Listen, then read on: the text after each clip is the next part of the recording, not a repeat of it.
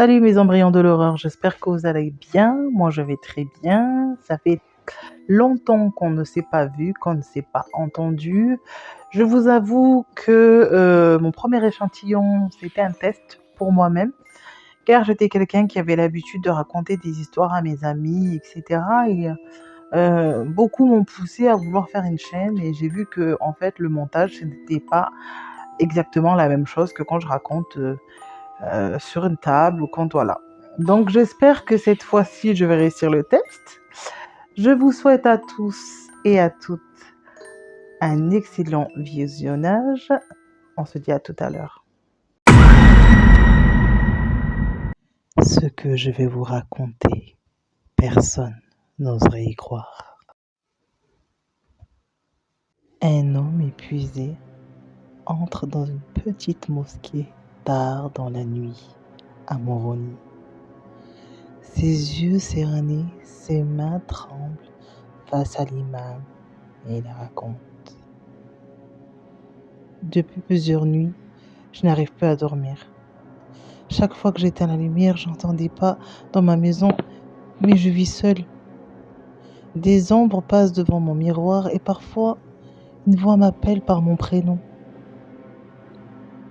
L'imam écoute attentivement, récite quelques versets et lui demande de décrire ce qu'il a vu.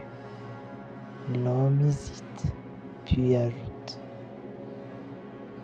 Hier soir, j'ai vu une silhouette noire assise au pied de mon lit. Elle avait mon visage.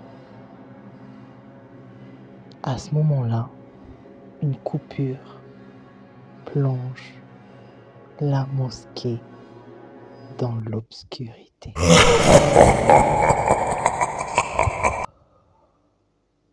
Seule la respiration allaitante de l'homme résonnait. Puis derrière lui, une voix identique à la sienne murmure. Tu n'aurais pas dû parler de moi?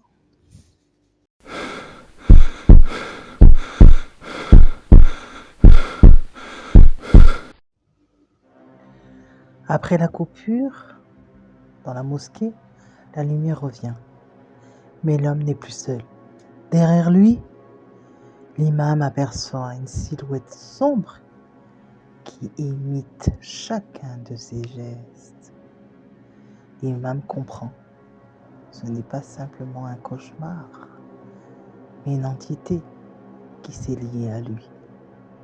Il tente un exorciste, mais à chaque verset récité, l'homme crie comme si on lui arrachait la peau.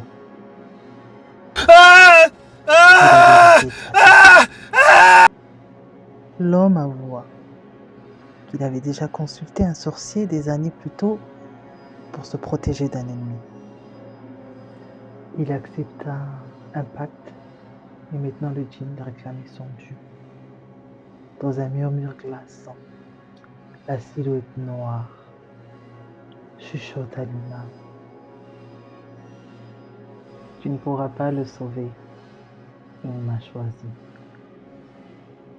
La mosquée se mit alors à trembler et la voix de l'homme et celle du djinn résonnent en même temps, comme s'ils ne faisaient qu'un. Mais ce n'est que le début.